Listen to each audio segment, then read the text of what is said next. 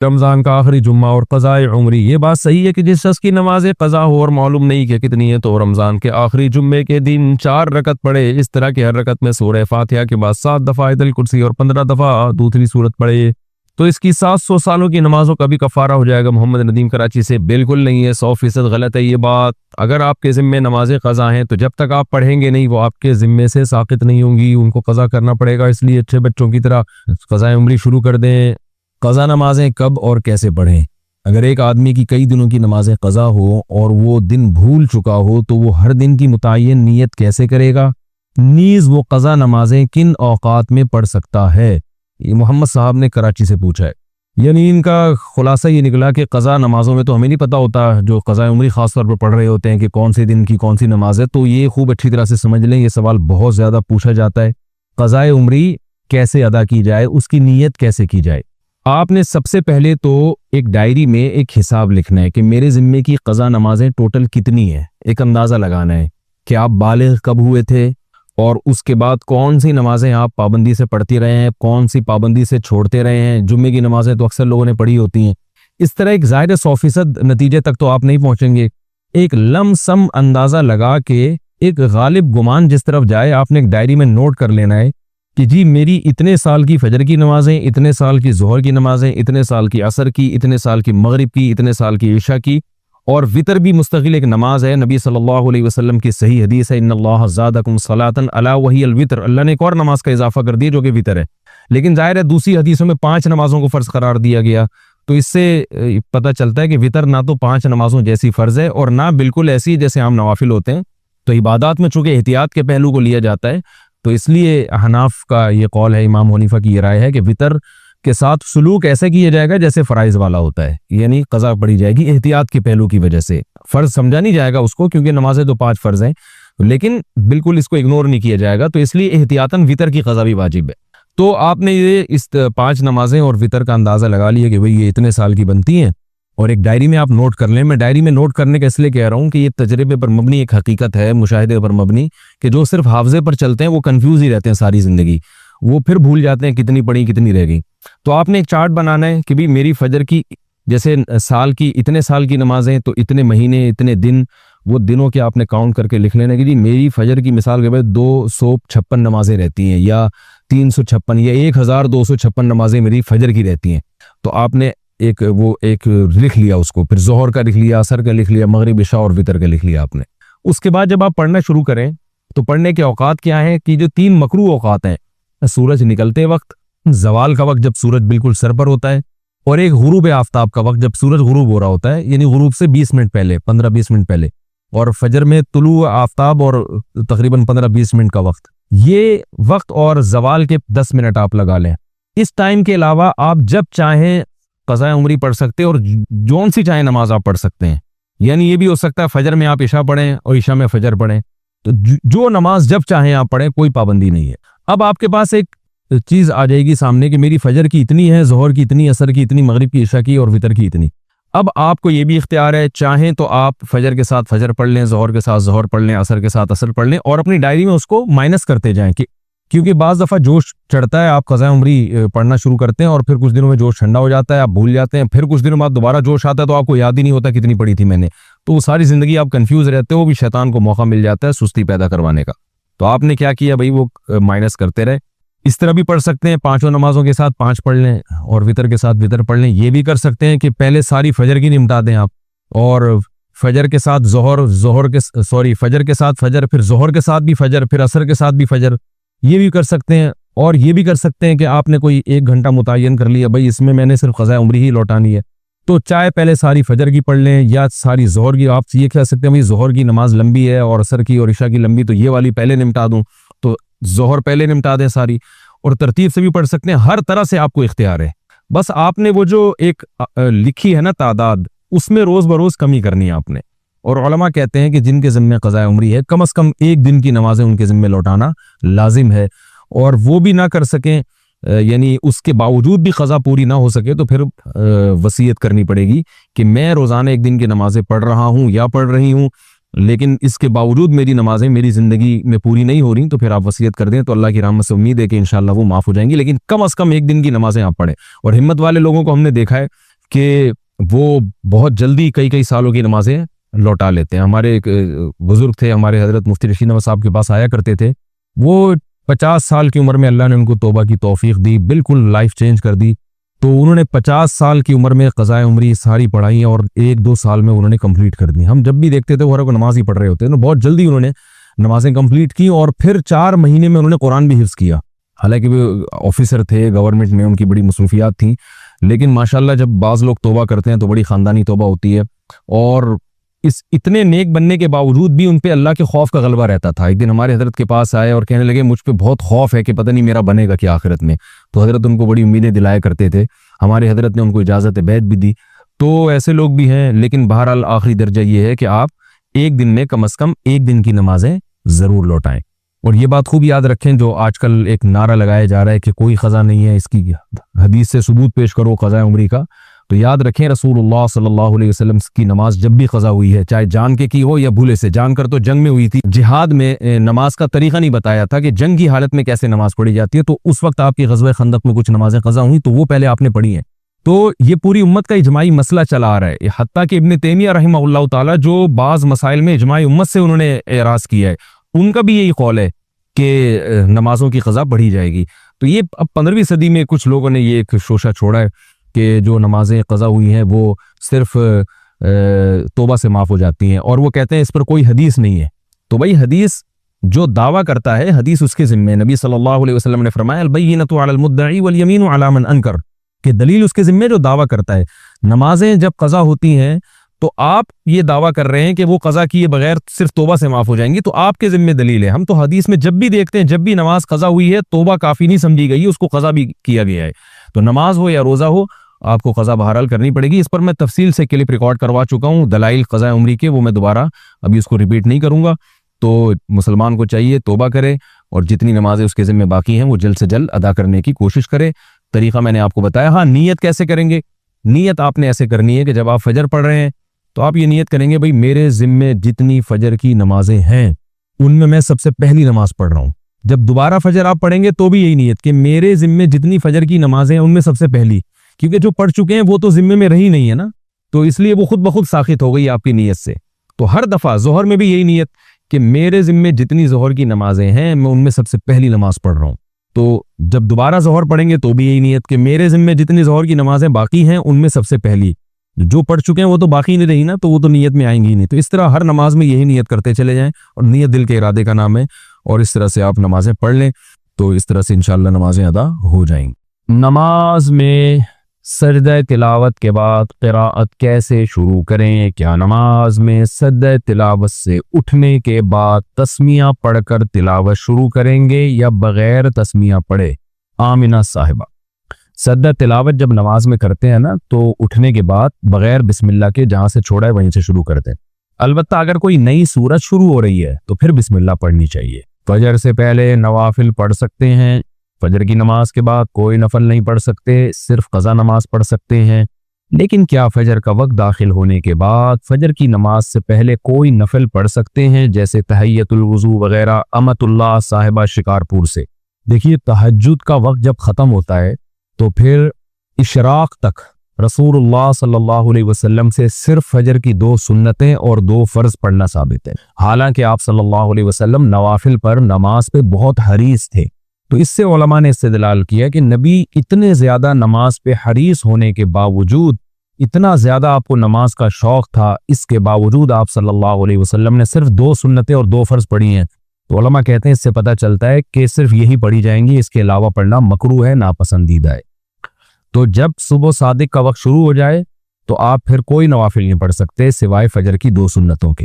البتہ وہ نوافل جن کا کوئی سبب ہو, جیسے کسی نے وضو کیا ہے تو تحیت الوضو پڑھنا, یا مسجد میں داخل ہوا تو تحیت المسجد پڑھنا, تو یہ امام شافعی اور دوسرے امام احمد بن حنبل کے نزدیک تو یہ جائز ہے. لیکن امام ابو حنیفہ کے نزدیک یعنی حنفیہ کے نزدیک یہ بھی جائز نہیں ہے, کیونکہ وہ کہتے ہیں یہ بھی نوافل ہے. تو یہ جو حدیث میں آتا ہے جب تم میں سے کوئی مسجد میں داخل ہو تو بیٹھنے سے پہلے 2 رکعت پڑھے, یا وضو کرے تو 2 رکعت پڑھے, تو یہ جو حدیث میں آتا ہے وہ کہتے ہیں اس سے وہ اوقات مراد ہیں جن میں نوافل پڑھنا مکروہ نہیں ہے. تو چونکہ فجر کی 2 سنتوں کے علاوہ نبی سے اور کچھ نماز ثابت نہیں ہے, تو اس لیے نہ اس میں تحیت المسجد پڑھی جائے گی نہ تحیت الوضو حنفیہ کے نزدیک، اور عرب علماء کے نزدیک پڑھی جائے گی۔ تو اس لیے کہا جاتا ہے کہ ایک فقہ کو فالو کریں اور پھر سارے اسی کے مسائل پر عمل کریں اور دوسرے پر طنز و تشنیع نہ کریں۔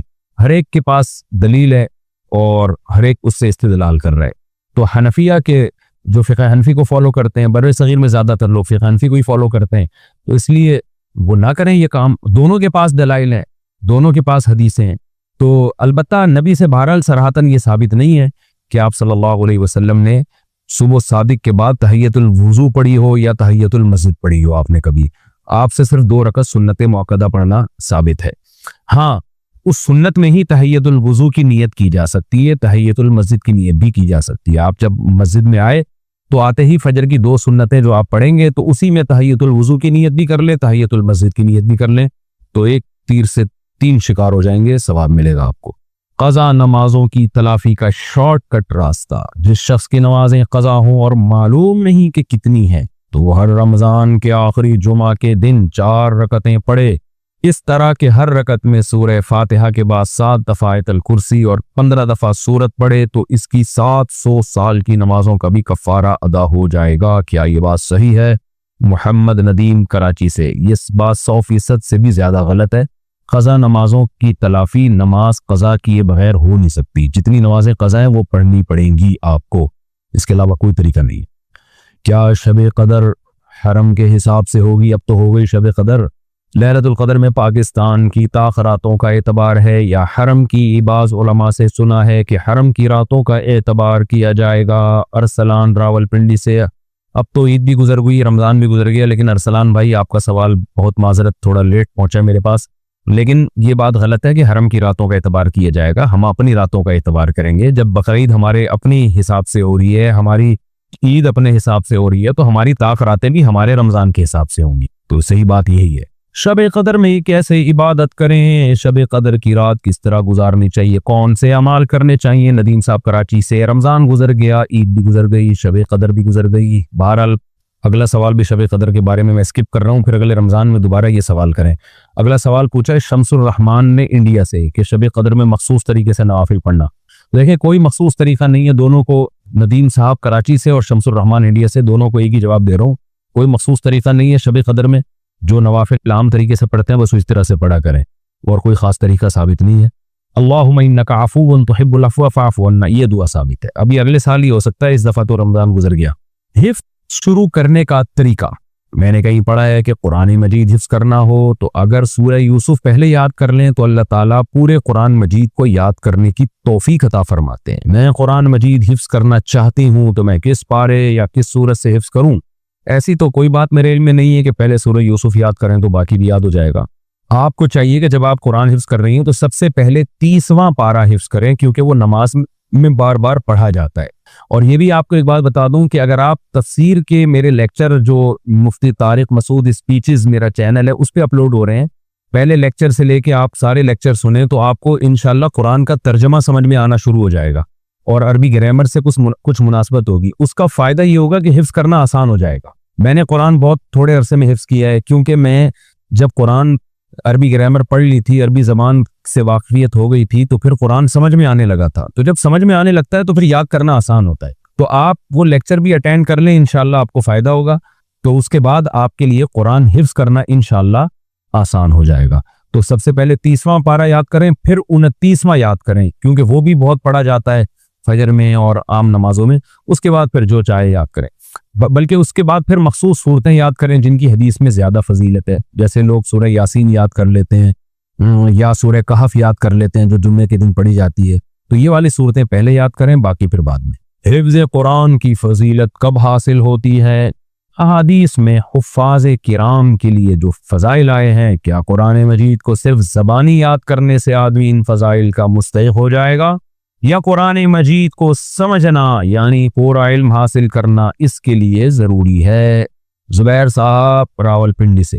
دیکھیے جو حفظ کی فضیلت ہے وہ تو صرف زبانی یاد کرنے سے ہی حاصل ہو جائے گی، لیکن حدیث میں کچھ فضیلت ایسی ہے جو قرآن کا علم رکھتے ہیں، تو علم جتنا زیادہ ہوگا اتنی زیادہ فضیلت کا وہ آدمی مستحق ہوگا۔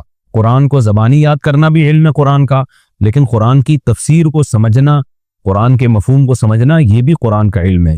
تو صاحب قرآن جو آتا ہے نا حدیث میں کہ صاحب قرآن کو یہ نعمتیں دی جائیں گی، تو اس سے مراد حفظ بھی اس میں داخل ہے، اور اس سے مراد جو تفسیر جانتے ہیں قرآن کی وہ بھی اس میں داخل ہے۔ تو دونوں طرح سے علم حاصل کریں، جتنا زیادہ قرآن کا علم ہوگا اتنی زیادہ آپ فضیلت کے مستحق ہوں گے۔ البتہ حفظ کی جو الگ سے فضیلت وارد ہوئی ہے وہ حفظ ہی کرنے سے حاصل ہوگی، وہ سمجھنے سے اور زیادہ حاصل ہوگی فضیلت، لیکن حفظ کی پوری فضیلت صرف زبانی یاد کرنے سے بھی انشاءاللہ حاصل ہو جائے گی۔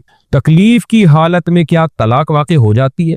عجیب، شوہر کی داڑھ میں شدید درد تھا، اگر اس نے ایسی حالت میں طلاق کا لفظ بولا تو کیا طلاق ہو جائے گی؟ اگر اس نے پہلی دفعہ بولا کہ تجھے طلاق دیتا ہوں، اور پھر تجھے نہیں بولا، صرف یہ بولا کہ طلاق دیتا ہوں، تو اس میں ایک طلاق ہوتی ہے یا تین ہوتی ہے؟ تینوں طلاقیں واقع ہو جائیں گی۔ پہلی دفعہ بولا تجھے طلاق دیتا ہوں، پھر بولا طلاق دیتا ہوں، تو مراد یہی ہے تجھے دے رہا ہوں۔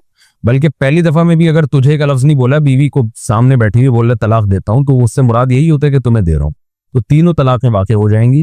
لیکن میری سمجھ میں یہ نہیں آ رہا کہ طلاق کا داڑھ کے درد سے کیا تعلق ہے۔ تو داڑھ میں جتنا بھی شدید درد ہو، میں نے تو کبھی کسی کو نہیں دیکھا کہ وہ بیوی کو اس وجہ سے طلاق دے رہا ہو۔ تو ڈینٹسٹ کے پاس داڑھ کے مریض آتے رہتے ہیں، تو داڑھ ٹھیک کروا کے جاتے ہیں، بیویوں کو طلاق ہی نہیں دیتے۔ تو کوئی بھی ٹینشن ہو تو بھائی اس ٹینشن کو اپنی بیوی پہ طلاق کی صورت میں نہیں نکالنا چاہیے، بڑی جہالت کی بات ہے۔ مجھے یاد ایک دفعہ میں ٹیکسی میں سفر کر رہا تھا، ایک ڈرائیور تھا، تو ہم کراچی سے کہیں دور دراز علاقے میں نکل گئے۔ اب ڈرائیور کو غصہ آ گیا کہ یار اتنی دور مجھے کیوں لے کر آئے ہو؟ تو ہم نے اس سے سوری کی، ہم نے کہا تھوڑا ہم پیسے زیادہ دے دیں گے۔ تو وہ غصے میں کہتے ہیں آئندہ اگر میں اس علاقے میں آیا تو میری بیوی کو 7 طلاقیں ہیں۔ کیسی جہالت کی بات ہے، آپ یہ جہالتیں لوگ کر رہے ہیں۔ ہم نے کہا اللہ کے بندے، کیا پتا تجھے دوبارہ بھی ہو سکتا ہے یہاں آنا پڑ جائے کبھی مجبوری میں، تو کیسی فضول قسم کی بات کر رہا ہے؟ تو یہ بھی ایک دماغ کا ایک فالٹ ہے۔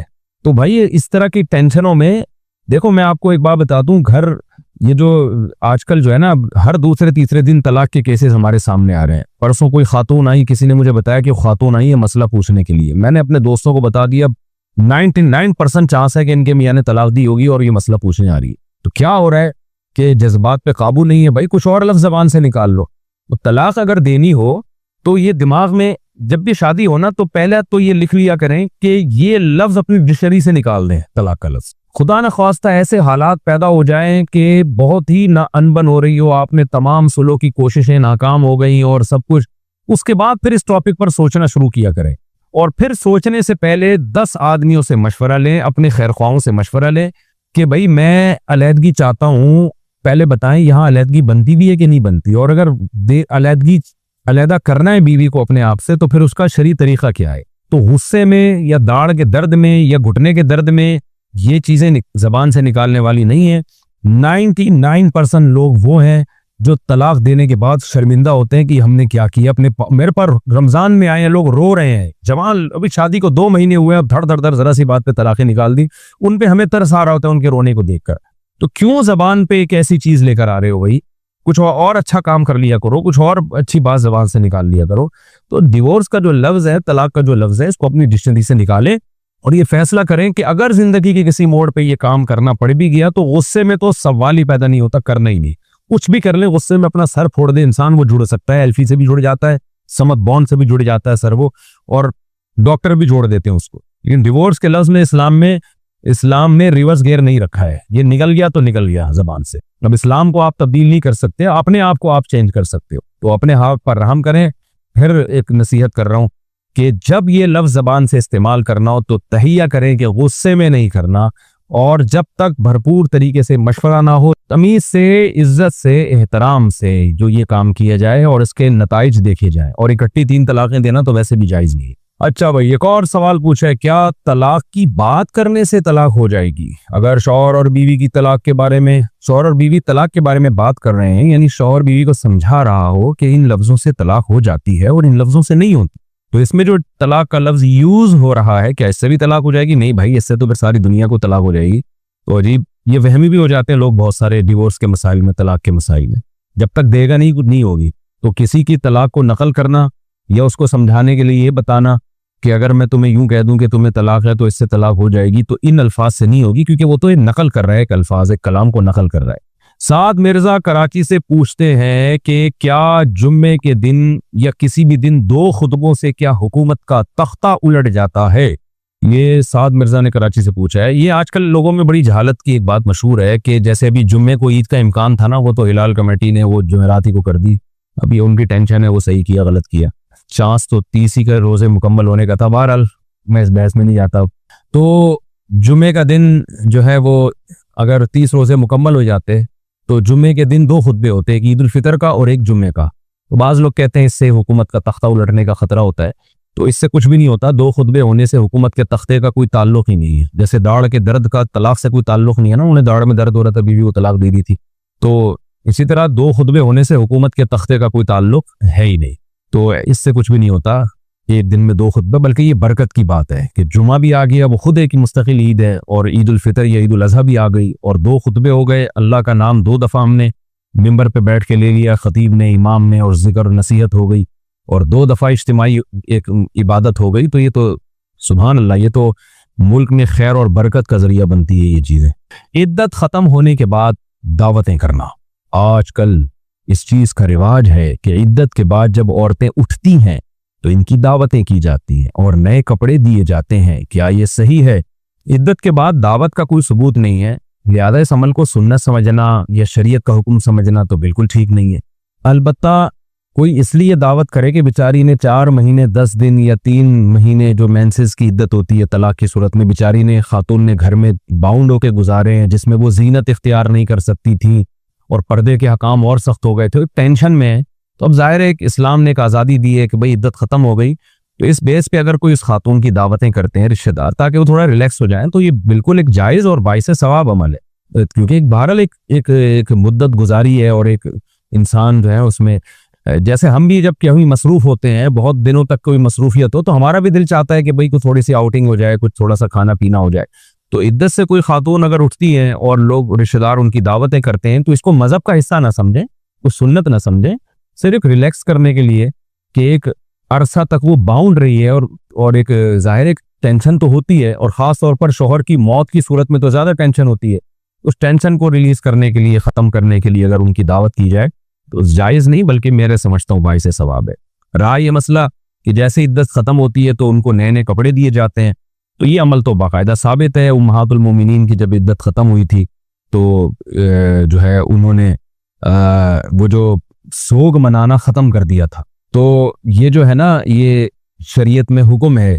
دیکھیں اس کی میں ایک مثال سے بات سمجھاتا ہوں کہ ہمیں روزے میں حکم ہے کہ غروب آفتاب تک کچھ نہ کھائیں، جب سورج جیسے ہی غروب ہو گیا تو صرف اجازت نہیں ہے کھانے کی بلکہ ترغیب ہے کہ اب آپ کھائیں، تاکہ یہ پتہ چلے کہ بھئی جو نہ کھانے کا حکم تھا وہ ختم ہو گیا۔ یہی وجہ ہے کہ رسول اللہ صلی اللہ علیہ وسلم عید الفطر کے دن نماز سے پہلے میٹھا کھایا کرتے تھے۔ کیا مطلب؟ وہ صبح صبح آپ کا کھانے کا عام طور پہ معمول نہیں تھا، لیکن عید کے دن کیوں کھا رہے ہیں؟ یہ بتانے کے لیے کہ آج ہمارا روزہ نہیں ہے۔ تو اس فلسفے پر عمل کرنے کے لیے عدت کے فوراً بعد اگر عورت زینت اختیار کرتی ہے، یہ بتانے کے لیے کہ اللہ نے جو مجھ پر زینت اختیار کرنا حرام قرار دیا تھا وہ حکم اب ختم ہو چکا ہے، تو اس بیس پر اگر کوئی نئے کپڑے پہنتی ہے، زینت اختیار کرتی ہے، تو یہ نہ صرف جائز ہے بلکہ شریعت کے مزاج سے یہ چیز میچ کر رہی ہے۔ یعنی شریعت کا مزاج یہی ہے کہ جو حکم جہاں تک دیا ہے نا تو خود فنٹر بننے کی کوشش نہ کرو، اس سے آگے نکلنے کی کوشش نہ کرو۔ تو اس بیس پر اگر کوئی خاتون زینت اختیار کرتی ہیں یا نئے کپڑے پہنتی ہیں تو بالکل ٹھیک ہے، عدت کے دوران یہ کام ان کے لیے جائز نہیں ہے۔ کرپٹو کرنسی کا شرعی حکم، آج کل کرپٹو کرنسی کا دور چلا رہا ہے کیا مطلب؟ کیا کرپٹو کرنسی میں ٹریڈ کرنا جائز ہے یا نہیں؟ انڈیا سے کسی نے پوچھا ہے، بہت سارے سوال پوچھے جا رہے ہیں کرپٹو کرنسی کے بارے میں۔ جتنے بھی بڑے ملک کے مستند علماء ہیں جن میں حضرت مفتی تقی عثمانی صاحب خاص طور پہ جو اسلامک بینکنگ اور معیشت کے ماہر سمجھے جاتے ہیں پوری دنیا میں، اسی طرح جامعۃ الرشید کے جو سینئر مفتیان کرام ہیں، اور بھی جتنے بھی ہمارے جو شعبہ مالیات سے متعلق جتنے بھی سینئر مفتیان کرام ہیں، انہوں نے کرپٹو کرنسی پہ بہت غور کیا ہے۔ جامعۃ الرشید میں اس پہ بہت تحقیق ہوئی ہے، ہمیں بھی ان مجلسوں میں شرکت کا کسی حد تک موقع ملا، اس کو سمجھا گیا یہ سافٹ ویئر کیسے بنایا جاتا ہے، کرپٹو کرنسی اس کی حقیقت کیا ہے۔ لیکن حقیقت یہ ہے کہ علماء اب تک اس بارے میں خاموش ہیں، کیونکہ یہ بہت ہی حساس مسئلہ ہے، اس بارے میں کوئی بھی رائے دینے سے سنجیدہ علماء ابھی تک قاصر ہیں۔ وجہ اس کی ہے کہ ایک طرف جب آپ اس کے فائدے دیکھتے ہیں تو فائدے انگنت ہیں اس کے، اتنا ایسے فائدے کہ آپ کو لگے گا اس سے زیادہ دنیا میں انسانیت کی رحمت کے لیے کوئی چیز ابھی تک پیدا ہوئی نہیں ہے. یعنی پوری دنیا میں ایک معیشت کا ایک نیچرل نظام قائم ہو جائے گا, کرنسی کی سرکولیشن کا بالکل ایک نیچرل سسٹم قائم ہو جائے گا جو حکومتوں کی دسترس سے آزاد ہوگا. لیکن دوسری طرف اس میں بہت بڑی تباہی اس لیے آنے کا خطرہ ہے کہ اگرچہ بہت سے کنٹریز نے اس کو لیگل قرار دے دیا ہے, لیکن ایز اے کرنسی کوئی کنٹری ابھی تک اس کو قبول کرنے کے لیے تیار نہیں. جیسے ہم جو نوٹ استعمال کرتے ہیں اس کے پیچھے حکومت ذمہ دار ہے کہ حامل ہادہ کو مطالبہ پر ادا کرے گا, یعنی حکومت ذمہ دار ہے کہ یہ نوٹ کے ہم ذمہ دار ہیں, لیکن تو کوئی گورنمنٹ اس کو ایز اے کرنسی ایکسیپٹ کیوں نہیں کر رہی. تو اس میں اس کا بھی خطرہ ہے کہ کل ایسا نہ ہو کہ یہ حکومت ہاتھ کھینچے اور کہے کہ ہم اس میں ٹریڈنگ کو صحیح نہیں سمجھتے اور اربوں خربوں روپے کا لوگوں کا نقصان ہو جائے. تو اس لیے علماء فی الحال اسی کے قائل ہیں کہ بھئی ہمارے کندھے پہ رکھ کے بندوقیں مت چلاؤ, تو توقف کر رہے ہیں, نہ اس کو حلال کہہ رہے ہیں نہ حرام کہہ رہے ہیں. تو اس لیے جو صحیح بات ہے کہ اگر کوئی کنٹری ایز اے کرنسی اس کو مان لیتا ہے تو اس یعنی کنٹری میں رہنے والے لوگوں کے لیے پھر اس میں ٹریڈنگ بالکل جائز ہوگی. صرف لیگل قرار دینا کافی نہیں ہے, گورنمنٹ ذمہ داری لے کہ ہم اس کو کرنسی کا درجہ دے رہے ہیں, تو پھر تو صحیح یعنی علماء کی جو رجحان اسی طرف ہے, یعنی علماء کو جو رجحان ہے اور صحیح بات یہی معلوم ہوتی ہے کہ پھر اس کنٹری کے اندر تو اس کا استعمال بالکل جائز ہوگا, ادروائز بہرحال اس میں احتیاط کرنا ضروری ہے. عید کی رات عبادت کی فضیلت. حدیث میں ہے کہ جو شخص عید الفطر اور عید الاضحیٰ کی راتوں کو جاگ کر اللہ کی عبادت کرے گا تو قیامت کے دن اس کا دل زندہ رہے گا جس دن لوگوں کے دل مردہ ہو جائیں گے. کیا اس حدیث کی روح سے ان راتوں میں عبادت کا اہتمام کرنا چاہیے؟ تنویر احمد انڈیا سے. عید الفطر اور عید الاضحیٰ کی راتوں کی عبادت کی فضیلت میں جتنی بھی حدیثیں ہیں کوئی بھی صحیح حدیث ایک بھی نہیں, اور بہت زیادہ ضعیف روایتیں اس بارے میں. تو اب اس میں علماء کی دو رائے ہیں. بہت سے علماء اس کے قائل ہیں کہ ضعیف روایتیں جب کثرت سے جمع ہو جاتی ہیں تو درجہ حسن کو پہنچ جاتی ہیں, تو بہت سی روایتیں لہذا درجہ حسن کو پہنچ گئی ہیں لہذا عبادت کیا کرو. لیکن کچھ علماء اس کے بھی قائل ہیں کہ روایتیں اتنی ضعیف ہیں اور مزاج شریعت کے خلاف ہیں. مزاج شریعت کیا ہے کہ ہمیں دوسری صحیح حدیث سے پتہ چلتا ہے کہ اسلام کا یہ مزاج نہیں ہے, کہ وہ مزاج نہیں ہے. کیسے میں مثالیں دیتا ہوں تو بات سمجھ میں آئے گی. دیکھیے رسول اللہ صلی اللہ علیہ وسلم جیسے ہی رمضان ختم ہوتا تھا تو آپ عید الفطر کی نماز سے پہلے کچھ تناول کیا کرتے تھے. اس میں کیا حکمت ہے؟ یہ بتانا مقصد تھا کہ آج ہمارا روزہ نہیں ہے. اسی وجہ سے عید کے دن روزہ بھی حرام قرار دے دیا گیا کہ بھئی رمضان ختم ہو چکا ہے اب. تو جیسے رمضان کی فضیلت ہے دن میں روزہ, اسی طرح رمضان کی خاصیت ہے رات کی عبادت. الگ سے کبھی تراویح رمضان میں عید کا چاند نظر آتے ہی تراویح بالکل ختم ہو جاتی ہے. تو رمضان کی راتوں میں جو عبادت کی فضیلت ہے تو قیاس کا تقاضا یہ ہے کہ چاند نظر آتے ہی وہ فضیلت بھی ختم ہو جائے, کیونکہ دن جو ہے اسلام میں جو رات ہے وہ دن کے تابع ہوتی ہے. تو عید کی رات وہ عید کے دن کے تابع ہے, وہ رمضان کے تابع نہیں ہے.